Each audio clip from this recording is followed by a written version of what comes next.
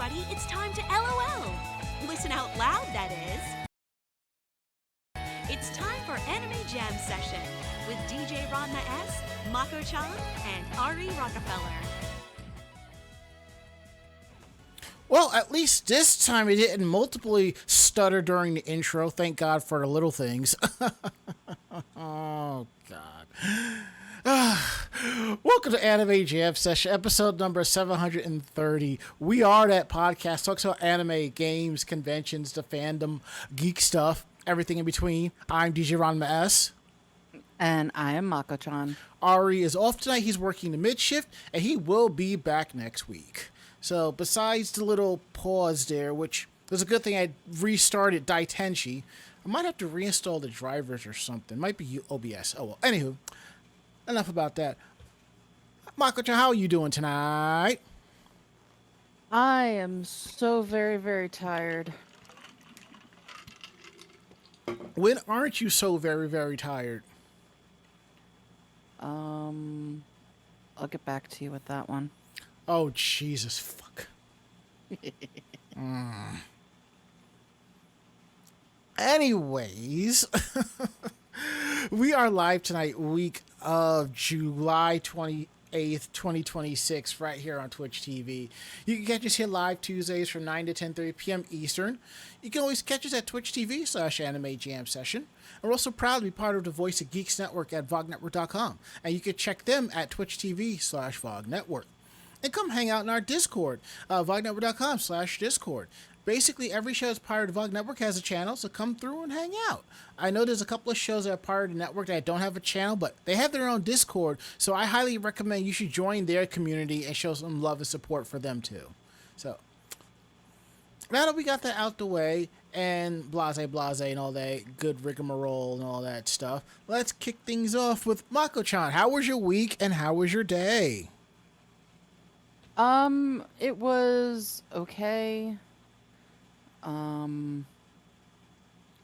really didn't do much of anything. I have been growing, well, what will grow of my herbs that the deer don't eat. My rosemary is finally,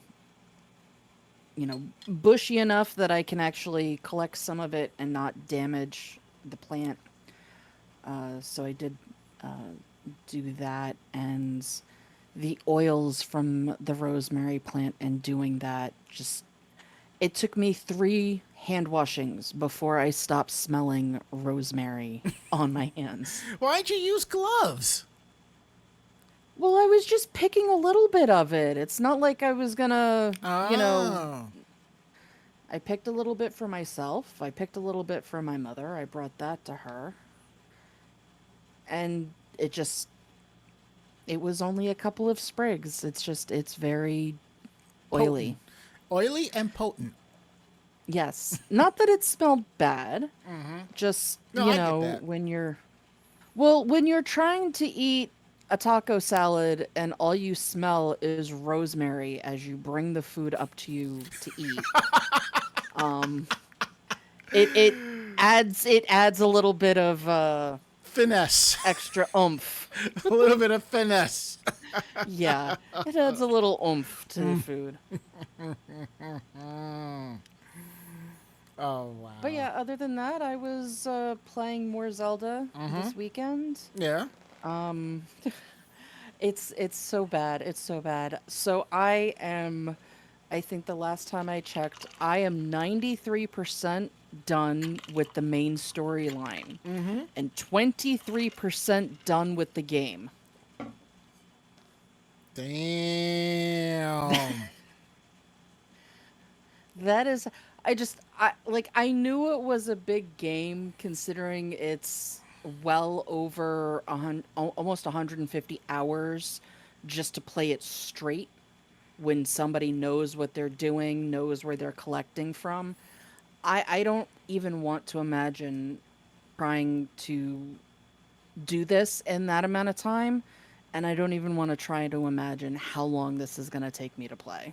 Just imagine speed running that game, and you just know exactly how many hearts, how many items you need, because truth be told, I think once you open up certain parts of the game, you can just go open a can of whoop ass on Ganon, unless he smacks you around. Oh yeah, I mean there are, as I said, I'm 93% done with the main storyline. So, I could skip most of the rest of the stuff. It's all side stuff. So, But are you a completionist whore? story-wise. Okay. So while these are all side quests, you get a lot of the story, the side story, what everybody's been going through during the 100 years that Link has been recovering. And it's even worse in the sequel game. Because not only is it just as much stuff that you have to collect, Yeah. but the whole, like, it's not the same powers. So it's a completely new game while you're still basically trying to do the same exact thing, but now you have completely new powers to do it with, playing on the same damn map. So I don't think I will play the second game again because you're playing on the same damn map and you just switch out your powers. But yeah, this game is going to take me forever just because I want to see all of these side quests and I want to do all the puzzles and everything. I'm just picturing like a tour bus going through Hyrule, and there you are on the top of the tour bus with your sunglasses and your camera and your drink, and there's Pura at the front with the megaphone telling you about Ganon's castle, everything. If you look to your left, there's a Hyrule graveyard, It be like that sometimes. When you can, like, the whole thing is that you open up these warp points throughout the map so you can get the things easier. If you don't have those things, you have to walk it. And the map is freaking huge. So I am, like, because I've said that I can pull up a map on my phone and have it actually GPS locate myself in the game. I can't tell you how many times I've used that and went, okay, that's there. We're going to go over here. Now that's there. And this is what I can do over... It's huge. Can you imagine Hyrulean GPS and Link is the navigator, his navigation voice? Yeah, you're going to get lost. Yeah! Yeah! Oh! And see, I really want to see how they're going to handle that in the live action movie. Well, look, Because I will be very, very disappointed if his ass can talk. Personally, I won't be disappointed because I am from the Super Mario Brothers Super Show generation where Link was a sassy little himbo. Yeah. Well, excuse me, princess. Look, Which is the only place that he actually talks. Look. Whether he talks or not, he has to say that line. He has to. Yeah, I don't think so. Aw. But see, the Beery says... As much as I like that series, no. I don't want that in my game stuff. Beery said, but which Link? Truth be told, we don't even know which story they're going to do. I mean, technically, if you want to think about it, all Links are the same Link. True. But it's like... I'm just saying, first it's like Zelda 1, Zelda 2. Then you have Link to the Past or Triforce of the Gods, which more or less replaced the first Zelda game. And then it's like the the N64 ones, the timeline split and yada yada yada,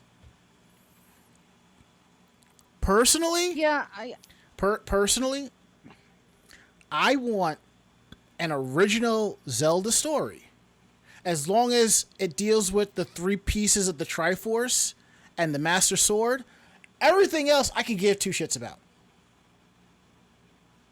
Yeah, it's going to go one of 2 ways. It's either going to be an original story that combines the lore of everything together, or it's Breath of the Wild.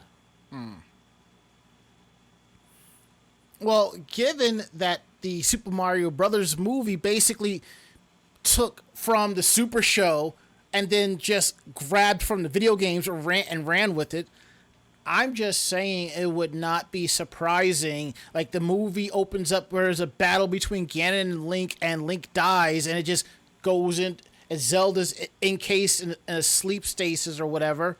Yes, that's from Zelda 2, but it could open up where, like, sort of like Breath of the Wild, like, where am I? What the hell is going on? You know, and somebody is telling him all of this stuff, you know? That could be a way for Link to not to talk. I mean, yeah, it really... I really hope that they go with an original story, like the Sonic movies, where you know the characters, you know that it's gonna be something to do with Robotnik wanting Sonic, or, you know, and now it's the Chaos Emeralds and all of that. You know the main plot points. Yeah. It's just that the story itself to get to those plot points is original. The story brings in the lore that we know. Like, right. In the movies, they're trying to figure out this phenomenon. They bring in this renowned scientist, Ivo Robotnik.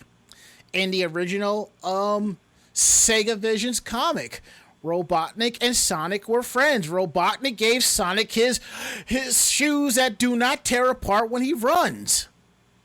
He accidentally hit something where he brought him his snack, which one was a boiled egg, and it became Robotnik. The video games had its own plot line. The Sonic animated movie had its sort of a plot line. Sonic X had its own plot line, per se. Sonic Adventure just dropped you into it as if you already knew what the hell was going on. So, but it worked. And Calliope says, don't forget CDI Link talked too. Gee, it sure is boring around here. First things first, we don't do that here. Just kidding. I wonder if Alcrea has those CDI Link Zelda games, because she has... I think she has a 3DO and a CDI. I have to ask her. Oh, man. So, my weekend day has been pretty good. So far, my boss is on vacation this week, which means more time to get things done. We had our quarterly meeting today, and I got shouted out on the PowerPoint presentation because somebody in finance liked my work. I'm just like, that's all I do. I put my head down. I do my job. As long as the cogwheels continue to spin, we ain't got shit to worry about. I did laundry over the weekend because I realized I have back-to-back trips. And when I do that, when I realize I have back-to-back trips, I try to do all of my laundry as I can because I don't want to be like trip. I'm going to be naked for my next trip. We can't have that. So, but the thing I talked about before about the tap card at the laundromat, it happened. And for those of you who don't remember, I said that the laundromat switched to a tap card system to prevent quarters getting jammed in the machines. And I said what's going to happen is I'm going to go to the laundromat, I'm going to forget my tap card. And I did. And it's the real my normal tap card sits here on my desk where my lamp is with the rest of my cards, so I can grab and throw it in my pocket. Because I always just throw $10 on there because there's always like $5 or $6 on it, so I just keep it rotating. This ran me 12 because I needed 10 plus the fee to get the card. So I think there's like a quarter left on that. I'll probably just use that to throw it into a dryer and be like, I'm done. Whatever. So there is that. I started working on some of the convention photos from Kineticon and Queens Comic Con because AAC is coming up, so I need to kind of clear the board. So there is that. I think that's basically has been more or less my weekend day. I realized I got to go to the post office this week, so I have a bunch of packages to send out. So there is that. I do have something to show off, which is kind of cool. I believe we talked about this on the show about the Kill Bill duology, the whole bloody affair. And I went to go see it with my friend Julia because she is a big fan of Kill Bill and she's cosplayed the bride. So we went and saw it in the 70mm style, and it was an amazing film. And the fact that the whole fight sequence, the Crazy 88 was in color. It was great. That saved me from having to get a Japanese copy of the movie because that version, it's in color. But I also, I got my hands on the copy of the film, the Kill Bill, the whole bloody affair. Complete 4K edition. I thought this was Steelbook, but whatever. I don't even think they even had a Steelbook edition. It doesn't matter. I have it. I'm happy about it. So now I have 2 copies, except that my actual DVD copy is actually autographed by Quentin Tarantino, and that's the coolest shit ever. So, And is this a Lego tree that we see here on display? It is a fake Lego bonsai. This bonsai happens to be for wisteria. I really like wisteria plants. And I'm amused over these because all of these little dangly things that are down here that are supposed to be, you know, the little pieces that plop off, and they're spoons. Spoon.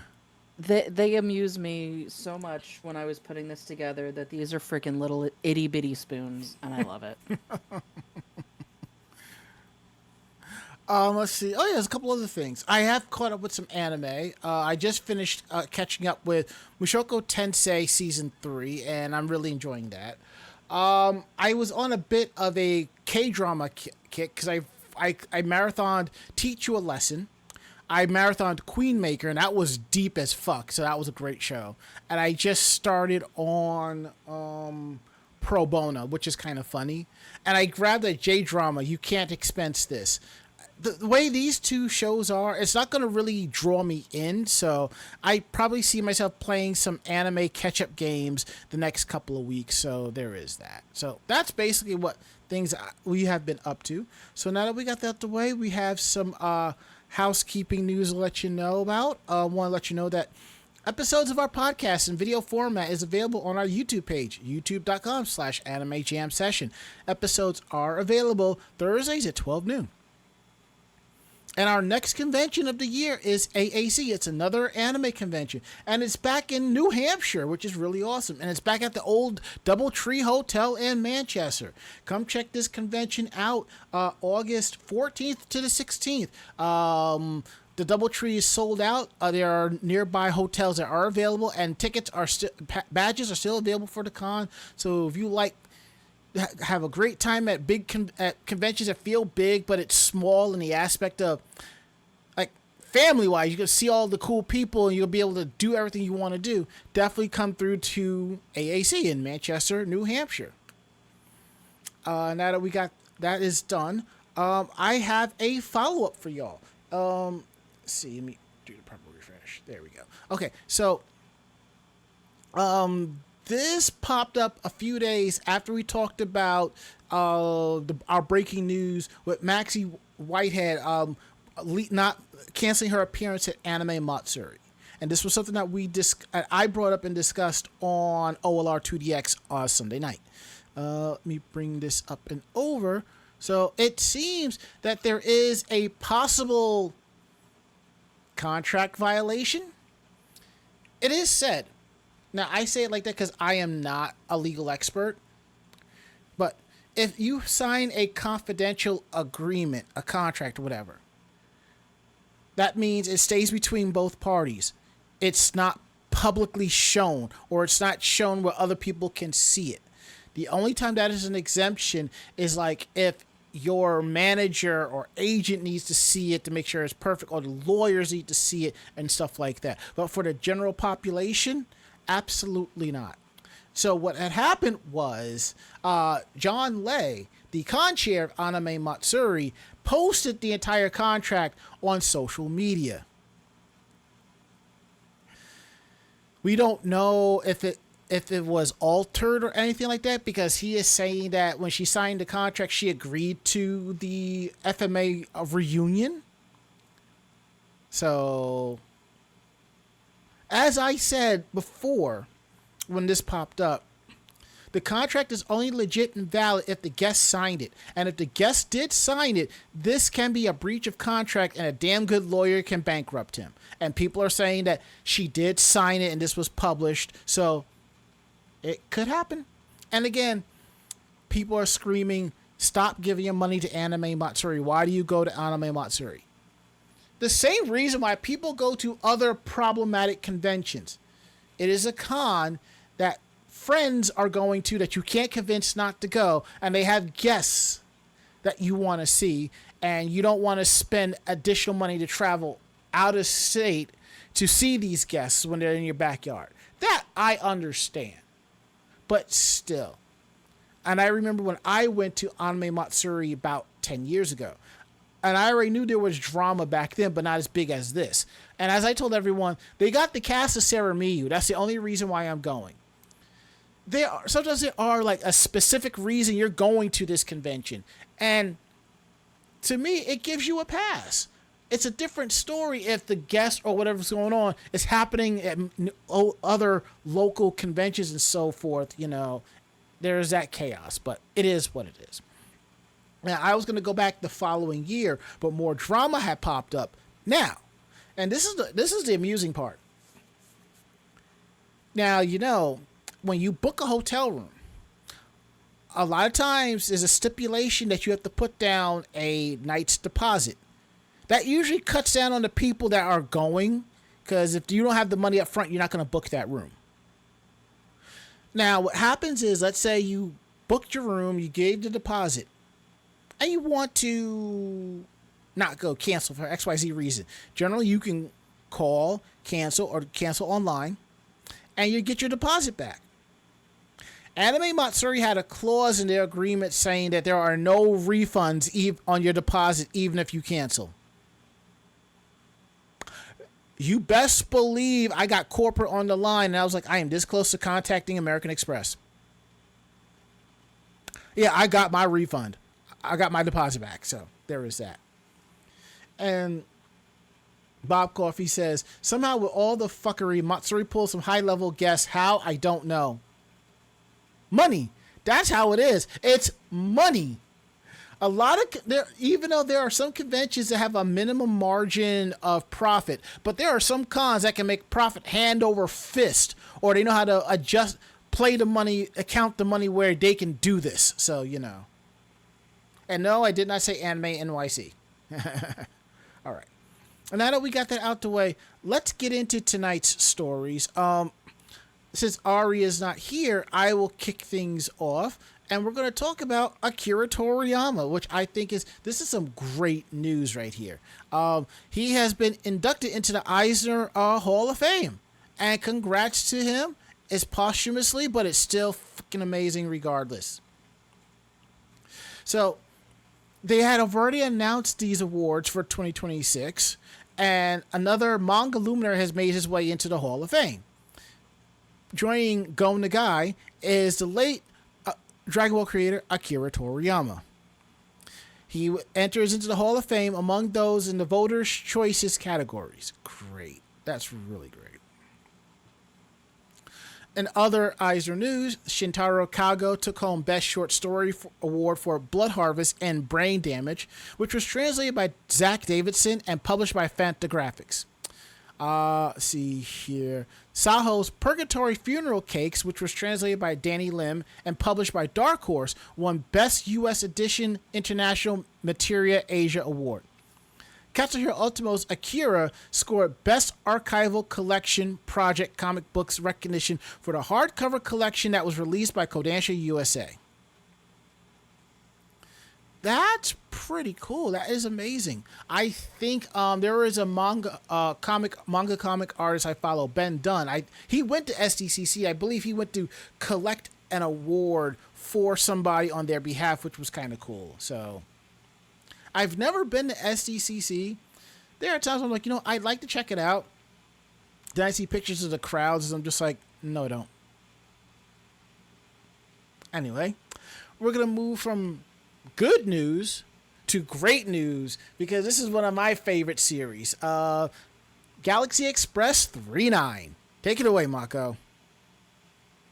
Yeah. So this was announced on the official Leiji Shaw homepage that a new Galaxy Express 39 or 999 or 999 theatrical anime film has been announced.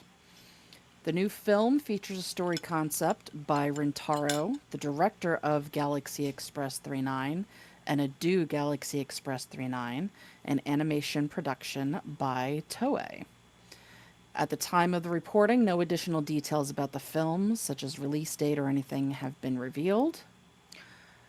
But yeah, so Galaxy Express started as a manga in 1977, went through until 1981, was adapted into a TV anime, and then 3 films in 79, 81, and 98.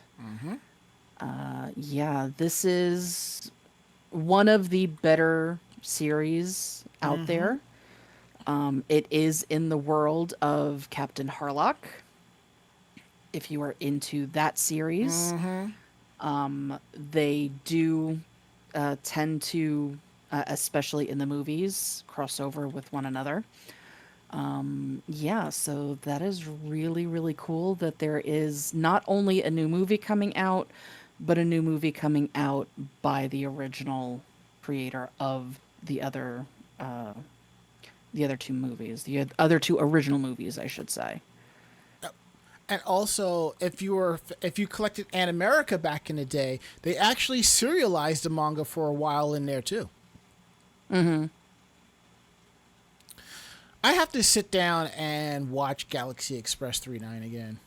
I really enjoyed that. So the next time you come over, we'll watch it. It's on Crunchyroll. I know, but I'm thinking about doing the TV show. That's going to be a bit of a schlep. All right, enough about that. We're going to talk about, again, one of my favorite fandoms, something that most of us Gen Xers and some millennials grew up on, Transformers. Now, if you're a Gen Xer like me, you saw it in the theaters, and you felt your heart break. And if you don't understand what I mean by your heart breaking from watching Transformers the movie, go watch it. You'll understand. But it seems the movie, there's going to be some bonus footage coming through. And as Bob Coffey says, I still have PTSD from that. My brother in Christ, I don't blame you. So it seems that Fathom Entertainment and Hasbro announced that the upcoming 4K re-release of the Transformers the movie that is coming out on September 17th in the US and in the UK, which is also known as Transformers Day, will have extra footage and a never-before-seen cinematic chapter after the credits. There's a thing here where the movie is good, you watch the credits, and you sit there expecting credits, additional post-credit screen or something like that, Now, they revealed a new trailer regarding this at SDCC on Friday. So I am so hyped for this. So it seems that some theaters will have collectible popcorn buckets and drinkware. Tickets will go on sale on August 7th. I don't know about the popcorn bucket, which is probably going to be the shape of Optimus Prime's head, but I definitely want drinkware, like a cup or something like that. So for those of you who are outside of the US, you'll be able to screen the film in Ireland, Canada, Australia, New Zealand, Mexico, and Germany. We don't know when that's going to happen, though. Now, the movie was re-released in U.S. theaters back in September 2021 for the 35th anniversary of the franchise. Shout Factory released a 35th anniversary steelbook limited edition for the film August of that year, which I think I own. The release of the feature film on 4K UHD for the first time with the brand new transfer is from the original 35mm film. Oh, that's going to look so crisp. That's going to look so crisp. Toei Animation animated the film as a sequel to the original Transformers series. It is based on Hasbro's toy line, which itself is imported toys from Takara's Diaclone and Microman toy lines. If you read up on the Transformers and how everything came about, it's quite a story and it's quite fun. It's quite interesting. So definitely want to hit that Wikipedia for that. So, but as last, where there is good news, we have some bad news. All right, so Mako, you might as well. We're gonna get into this, so you might as well. Yeah, so this isn't looking good for Crunchyroll. People are now starting to talk and discuss things. But it looks like Crunchyroll is delisting a bunch more from their service. So this includes Blood Blockade Battlefront, Orange, Grimgar Ashes and Illusions, Roka Braves of the Six Flowers, Barakamon, Black Lagoon, and As the Gods Will, which is a live action. These are all Funimation titles. So it has some people talking about if Crunchyroll happens to be not renewing licensing for the series that they picked up through the Crunchyroll Funimation merger. And if that's the case, what else will Crunchyroll be getting rid of down the line? I would say I have a feeling this probably was going to happen even before the merger or the buyout. I think for the price that it was to get the streaming rights, they probably said, let's do it for X amount of years and see what the ROI is on it before we renew. But then again, we have seen titles from ADV Films pop up on High Dive and Crunchyroll and Funimation that have mysteriously disappeared. In a way, I'm glad that I have the Black Lagoon box set. Thank you, Mako-chan. Because I've only watched it a couple of times, but that's a series I know I will go back and watch whenever. Again, for me, I like having the access to streaming services. And if I really like the series enough, I will throw money on it, which reminds me, I'm squirreling away about $150 to pick up all of Love Live Sunshine and Love Live Superstar. So, because I completely forgot to get it when it was normal prices, but you know, real life happens. So, maybe somewhere down the line, they'll make an announcement that these titles have been renewed and it's going to come back. I mean, as long as it's not the Tenchi OVAs. Ugh. Well, I mean, maybe it would be okay with the Tenchi OVAs because it would give somebody else a chance with Tenchi. Yeah, give somebody else to scream at AIC for how badly they fucked up the lore. But yeah, while I'm assuming they won't do it for like the really popular Funimation titles, the fact that they're getting rid of so much stuff and not licensing makes me think that the only reason why they actually acquired Funimation was for very specific high dollar amount licenses, i.e. Dragon Ball. You know, it's kind of interesting you say that because what's interesting is when the WWE Network was a thing, per se, after they acquired WCW and ECW, there was a thing about them. They bought AWA and a bunch of other local, like other independent wrestling circuits and so forth. And it was like, they're not bringing the shows back to per se. They're just buying it for the content so you can watch it whenever. So it kind of feels, it's kind of like that. Yeah, it reminds me a lot of how licensing was back in the day.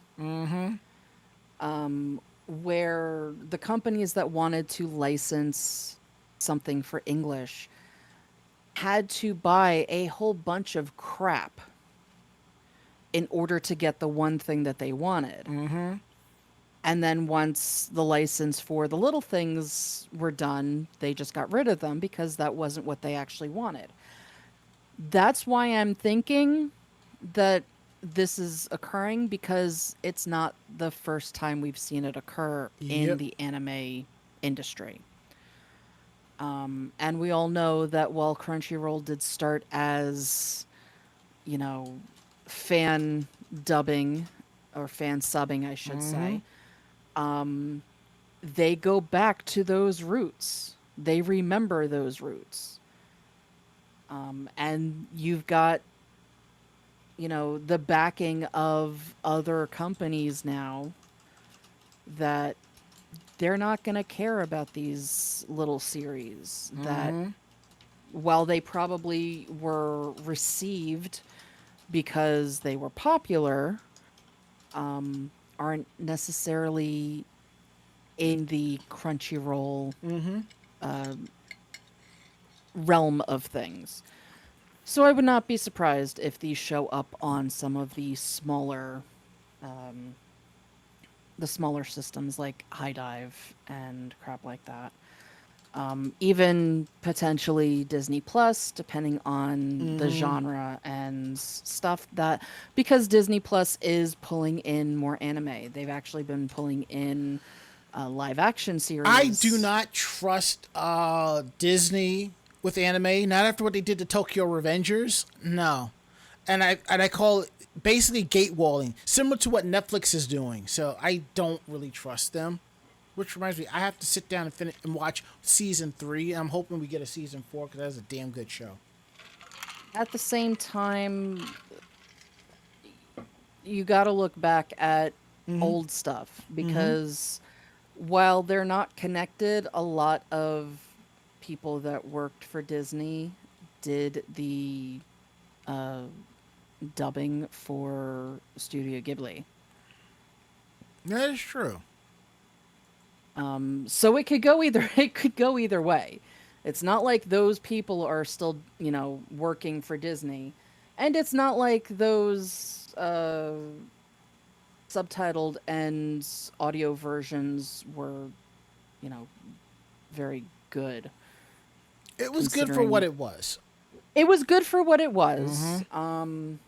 They did just have a tendency to use whoever happened to be there for their stuff, instead of potentially looking for somebody that, you know, could actually do voiceover work. But yeah, so you know, things like that could go either way. But just the fact that Crunchyroll is getting rid of what looks to be a lot of smaller Funimation titles, I would not be surprised if they're picked up by somebody else. Also, I would not be surprised if they are just, you know, if they completely disappear. Yeah. And it's interesting that you brought that aspect up, because that is not the first time I've heard that. I remember I was at a panel for there's still one anime distribution publishing company in New York, Media Blasters. They have put out a series that I enjoyed, but the thing is, they only put out half of it, whereas I was able to get the rest fan sub. They said they got that as part of a package deal, and it didn't sell well. I was like, I see. So, Merg. Well, anyway, Let's talk about scalping. Not the aspect of... I said, yes, let's. Yes. It seems that Japan is trying to push back a little bit more. It seems that the Pokemon, the stores are requiring facial recognition scans in order to prevent people from scalping cards. It was said on July 24th on the Pokemon Card Game's official website that it will be introducing a facial recognition system for customers wishing to enter the Pokemon card stores. And the thing is, I didn't even know they had standalone card stores. It's one I can tell you, in Japan, you can go into you go to standalone stores where there's nothing but gashapons, but there's also stores where they're just standalone card vending machines, but standalone cards. That I'm not surprised, but go on. Pokemon Company says that facial recognition scans are being implemented for the purpose of crime prevention and to ensure compliance with entry and purchase rules, with the last one implying that this is the latest attempt to combat card scalping. Pokemon Company appears to be wising up the risk that letting a speculative bulk buying run rampant and eventually erode its broad base of younger and more casual fans if they want to get Pokemon stuff is by buying at inflated prices from a scalper through an online retail sale. Might instead find another hobby the series to love. Alright, what they need to do here in the States, I know a few places do this. When they say 2 per person, when you're restocking Pokemon cards and stuff like that, restock them behind the counters. That way these fat, grubby basement dwellers don't walk out with boxes of them. Anyway. Under this new system, customers will need to submit a facial scan before entering any of the Pokemon card stores. Facial scans will be required for obtaining shurikens, which are queue tickets that stores give out during crowded times for entry time to come in later that day. Basically, you get a ticket to come back later to make your purchase. They do this on Black Friday and other places as well and stuff like that. So it's the same thing. If any individual enters a Pokemon card store twice in that day or attempts to get more than one queue ticket, the system will alert the store staff and will ask the shopper about their repeat visit and will have the right to refuse entry if they suspect the person is being a scalper. Facial scans will be required for all shoppers at elementary school age or older, which translates to ages 6 and higher. Children younger than that will not need to have their faces scanned, but are prohibited from entering the stores without being accompanied by a parent or guardian. So in effect, no one will be getting into the stores without themselves or someone getting in their group scan. Pokemon Company says that the facial and visit number data will be retained to the extent necessary to fulfill the system's safety and anti-scalping purposes, then deleted after a certain amount of time has passed. I like that. At the present time, the facial recognition system only appears for the Pokemon card stores. The pop-up stores that not only sell Pokemon cards and a selection of plushies, toys, and other household items. Facial recognition has not been announced as a requirement for the larger permanent Pokemon Center superstores, though their online branch will be requiring shoppers to show Japanese government-issued ID cards for certain purchases. And even more regulations could be coming in the wake of the Japanese government setting up a task force to address potential problems with the trading card industry and retail spaces. This is one of the things that came out of COVID that we don't like. And Bob Coffey says they need to make Pokemon cards as hard to buy as getting into Japanese concerts. I don't know. I've never been to a big Japanese concert. I've been to one of the smaller house concerts and stuff, and it was pretty easy for me to get that. But if you have to go through extra steps, I'm all for that. The funny thing is, I've been to the Pokemon centers in Japan, and they're pretty cool. I just never thought about picking up cards, but now I kind of want to. Just to collect. I'd say, me personally, I would probably buy 3 packs of Pokemon cards. Like, I would probably crack open 2 and put them in a binder and just hold on to the 3rd pack just because.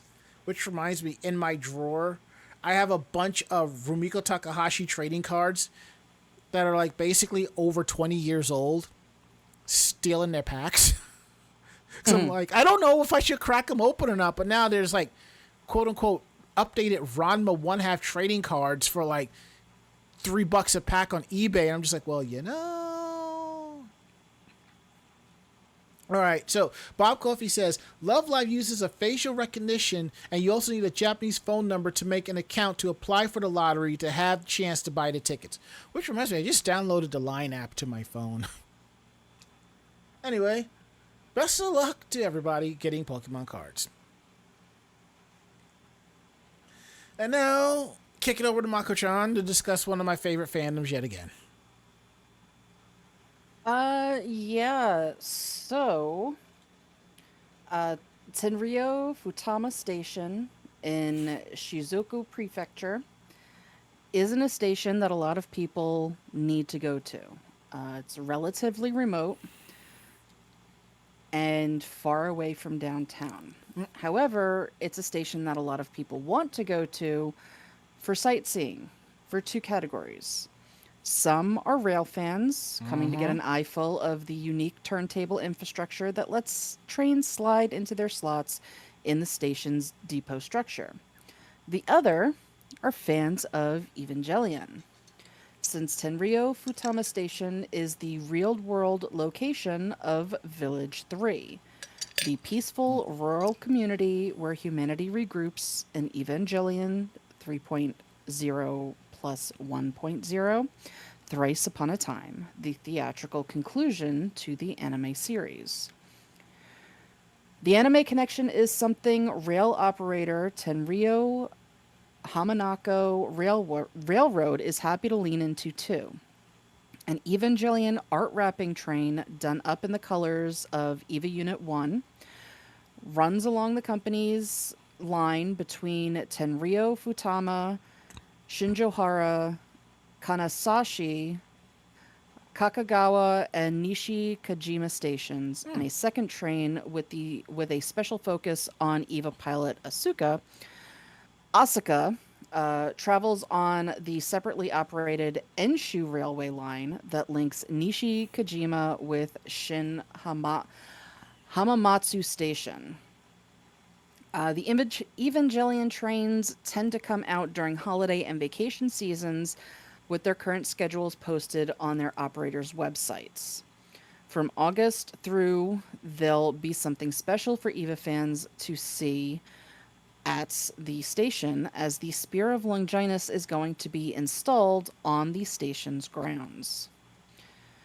Because Evangelion's penchant for indistinct, open to interpretation storytelling extends to the physical dimensions of its mecha, there's no official specs for the Evangelion units or the length of the weapon instrument of Armageddon. But this is no dinky toy scale replica. This is going to be a 3.6 meter or 11.8 foot from the ground up. While it appears that will be cordoned off, it's unlikely that anyone could carry the thing off, as it's estimated to weigh 110 kilograms or 242.5 pounds. Ooh, that's a lot of weight. It is scheduled to be installed at the station on August 10th. And while it is said that it won't be there permanently, there is no currently announced removal date. So for those that are looking to travel, you may have a chance to see not only the Spear of Longinus, but also the trains coming through the station. All right, I am actually going to check Tokyo Station to Fukuoka Prefecture. And let's see. Since you're basically going to, I guess, the very last island, yeah, it's going to take you about a little bit over 6.5 hours by Shinkansen and rapid trains to get there. And Bob Coffee says it's 5 hours. I did that trek in January. Well, how the fuck did you do that in 5 hours when Google Maps sit here and said it was 6? I want to tell me your ways, Coffee-san. Okay. All right. All right. So, okay. All right. So, Bob Coffey says that it's 5 hours by Nozomi Shinkansen from Tokyo to Fukuoka. Right now, I guess it must have been a change. No. You go. It could be. It could be the difference in timing Could be, too, yeah. since this was in January versus right now what their hours Could be. are. Yeah, because it's from Tokyo to Hakata is 5 hours, and then you catch a local and you make your way there. So something like that. Oh, I see. It's no.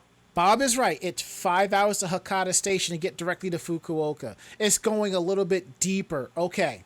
All right. He's correct on that. And given that there was just an earthquake there in Kumamoto like a couple of days ago, I don't think you should be going there right now until things kind of get back to normal. Yes, he's right. It is 5 hours. My bad on that. Like I said, after this upcoming trip, I think the next trip, I might just actually do Hiroshima and Nagasaki and Fukuoka, because I hear Fukuoka is very foreigner friendly. Do I tell you this? I ain't going to Sapporo during the wintertime. I get enough snow here as it is. Yes, and Bob says Fukuoka is great. You got to tell me a couple of places I need to check out so I can start planning my next trip after this, which, like I said, after this trip, I'm waiting 2 years. I guess I will celebrate the big 5-0 in Japan, but we'll see how that goes. Christ, I'm old. Anyway, let's see, what do we have here? I think that is it for our stories. And now we're going to get into the part of the show that y'all like to hang out and talk about. Meanwhile, in Japan. Okay, let's pull up the soundboard. Let's take a look at what we got here. All right, Mako. Which one do you want? It really doesn't matter to me. I'm going to take the second one. Okay, then I'm going to take the first one. I had a feeling it was going to be the first or the third one. Those were the two that I was thinking about. That's why I figured I'd let you go first, because I knew which one I was going to take. All right, Mako-chan, take it away. All right, so it seems a man in Kyoto was arrested for playing the guitar and his radio. Yeah, so when music is played, you know, some people are happy, but when music is played very loudly over an extended period of time, it is a form of torture. It is a form of torture that people in governments, in the military, use just as a precursor to this story. Yeah, so just think about that a little bit. I mean, I deal with that during the summertime here because there are people on the block that are cooking out and barbecuing, and they have that music blasting till like 11, 12 o'clock at night. I'm just like, I got work in the morning. Oh, no. This is hours upon hours upon hours.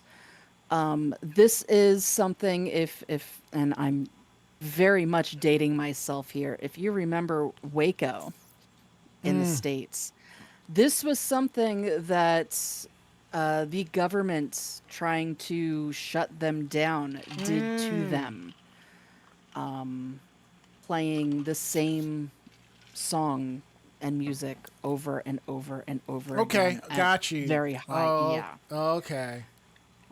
Yeah, this is not just a little block party.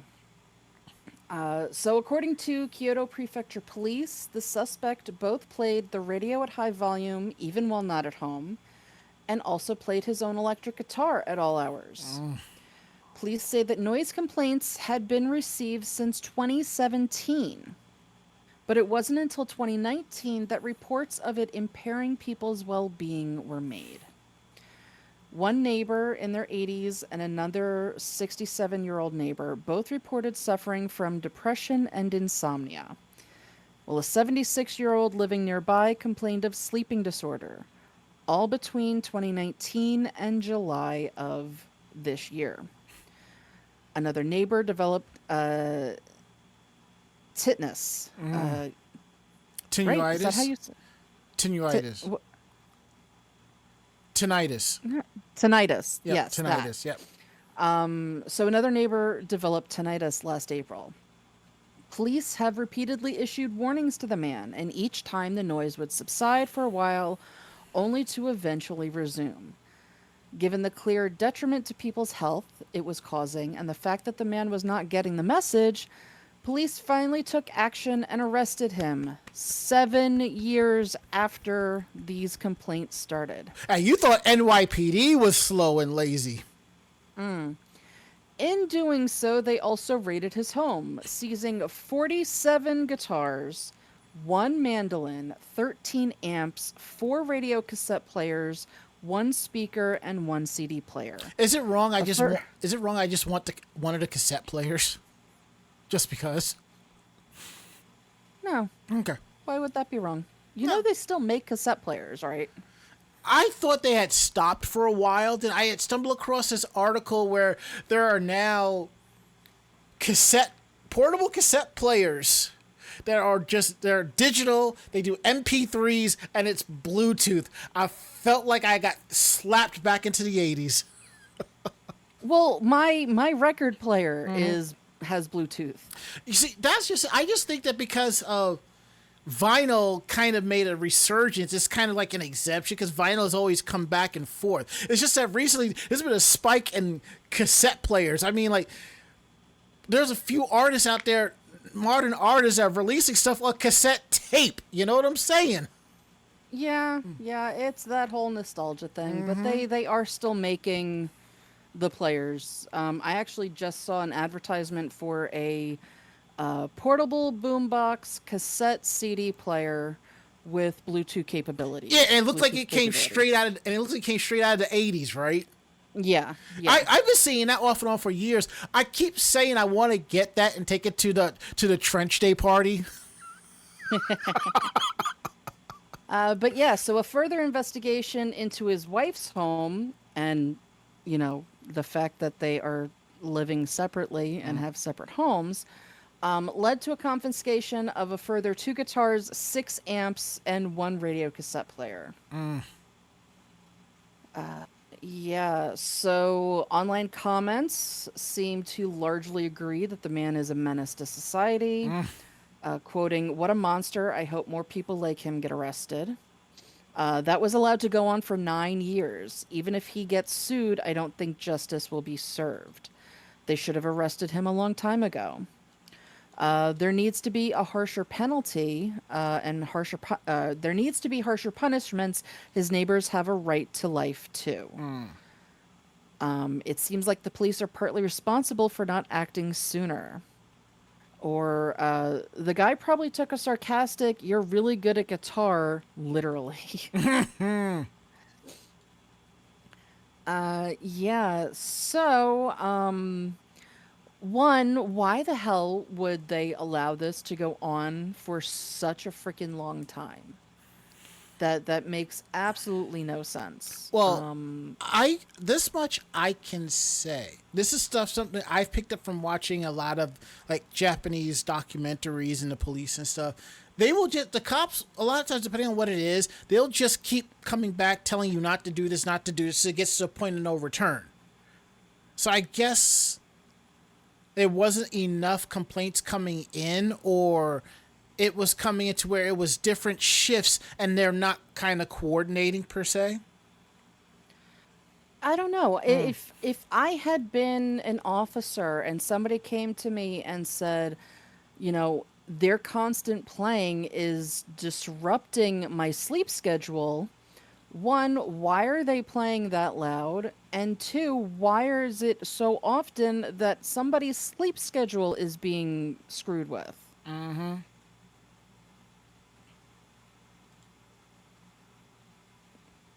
don't know. That's just, it seems odd that it would continue on for that long and only just now resulted in harsh punishment. Well,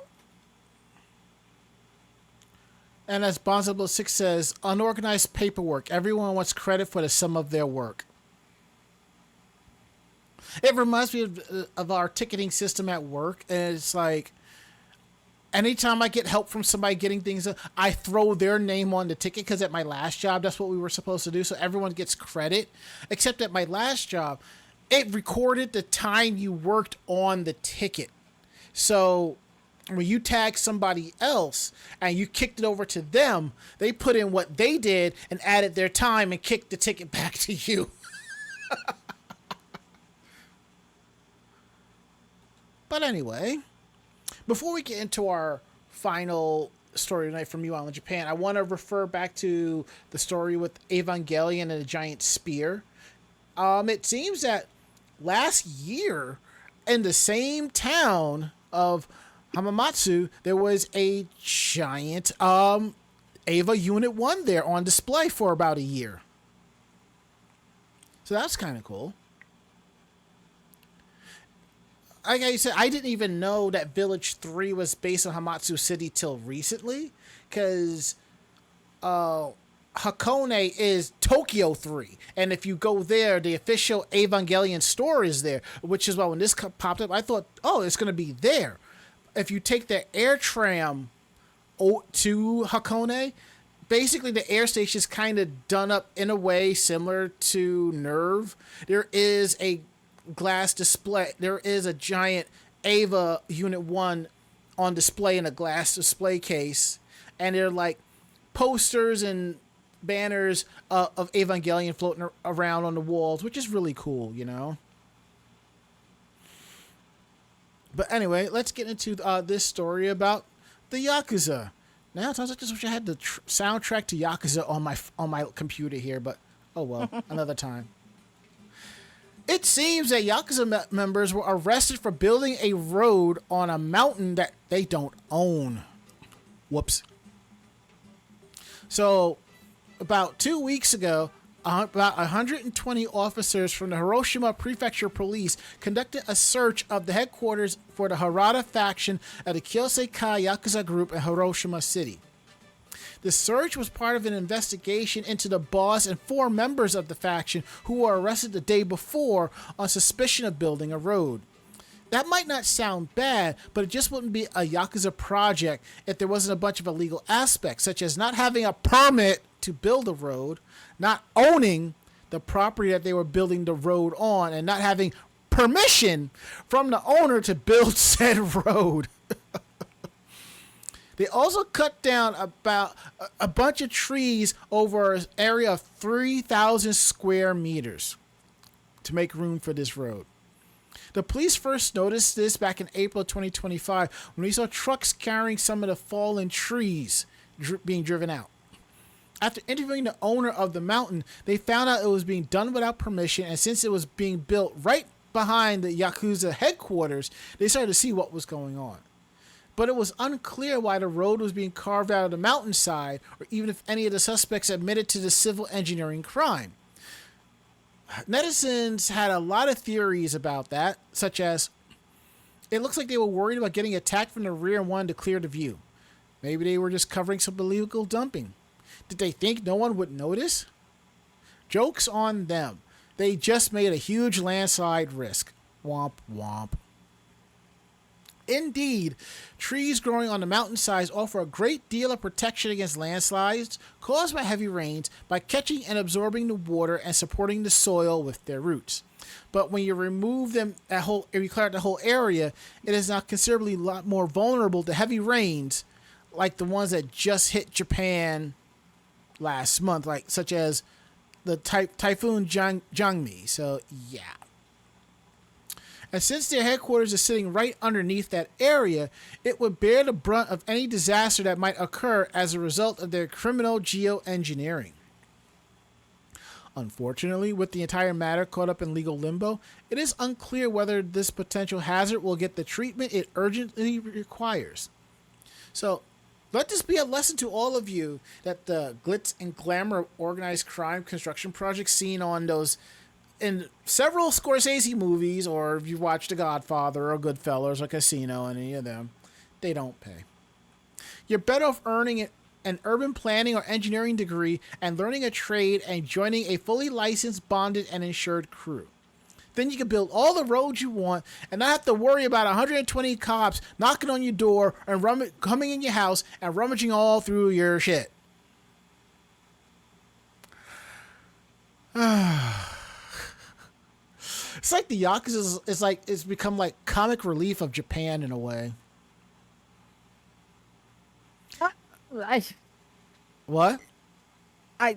I would not be surprised, but at the same time, it's very Team Rocket-y. Which is why Team Rocket was based on it, but yeah, it's very Team Rocket-y. Wait, hold up. Team Rocket was based off the Yakuza? If you actually watch it, you can tell it's based off of organized crime, okay. Not necessarily the Yakuza. Okay, I just the thought just never crossed my mind, but then you do have Giovanni who wears a suit, so that does kind of explain things. Yeah, I think it was much more pronounced in the Americanized version of it, with them changing his name to a very Italian-sounding name.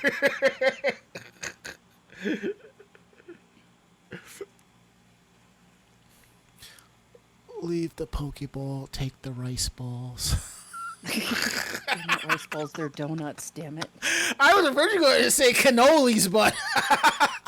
No, they're donuts. Take the Pokeballs, I don't know the why. donuts. I don't know why that had to change, but let's all sit down and eat donuts for lunch. Thank you, 4Kids. And it's kind of funny. I had just came across this quick video reel. They interviewed Veronica Taylor, who was the original voice of Ash, and she kind of talked about the whole thing. And so many people were just like mad at the new voice actors and stuff like that. And I had to jump in there and say, blame 4Kids for this.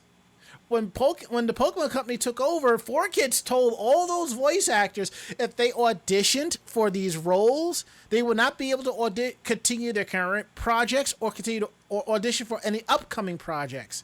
So they were stuck between a rock and a hard place. So that was kind of fucked of them. 4Kids, that is. And they fucked around and found out, and they're no longer around. I do wonder if they took that guy's name off the alumni hall, where they named after him at some college in Long Island. Mm-hmm. I may have to look into it and just see. It'd be kind of funny if they did. Anyway, that's it. That's our show. Y'all gotta go home. Can't stay here.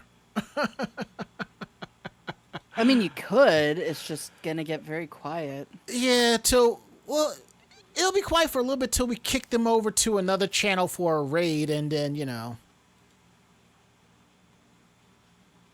But that's just about it. So if you like tonight's show, tell a friend. They in turn will tell another friend, and so on and so forth. We're independent podcasters, independent vloggers, podcasters, broadcasters, streamers, all that good stuff. So if you like what you hear, drop us a line at podcast@animejamsession.com. Again, that is podcast@animejamsession.com. We're here to believe you.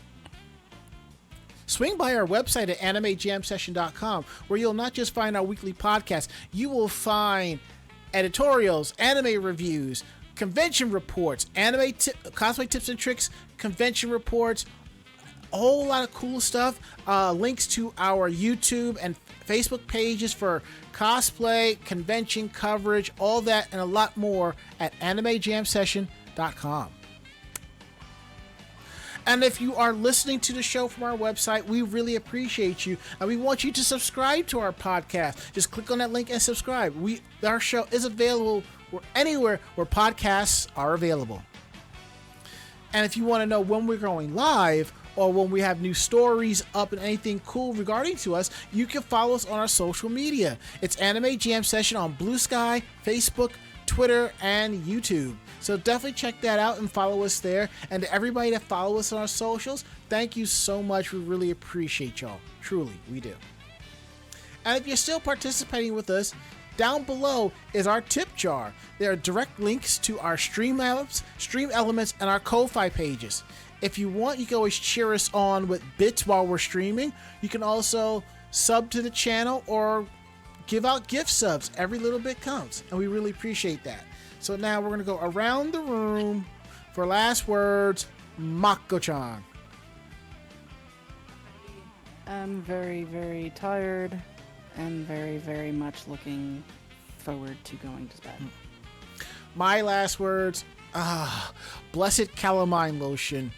Every other summer, I find myself just scratching my legs for no apparent reason, and I kind of bleed and leave bumps. I actually remember calamine lotion works wonders, so bless. Well, that is it.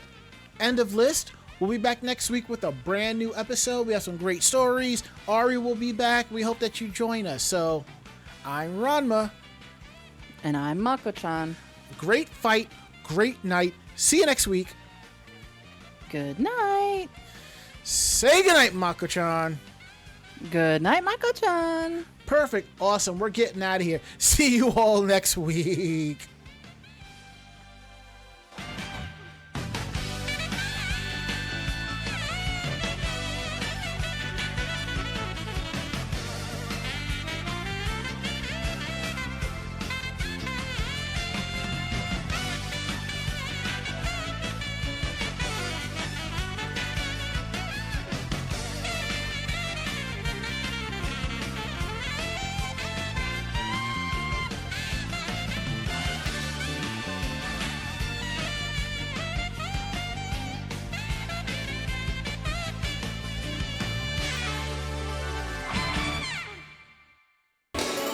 This podcast has been a production of Anime Jam Session and AJS Productions. No fanboys and fangirls were hurt, maimed, shot, electrocuted, or pistol whipped in this episode. For now. The views, opinions, and thoughts expressed on this show do not reflect the staff or the network as a whole. But we're still right, damn it. For transcripts of this episode, start typing. Check us out at animejamsession.com and vognetwork.com for more information about us and other programming. Jamatane!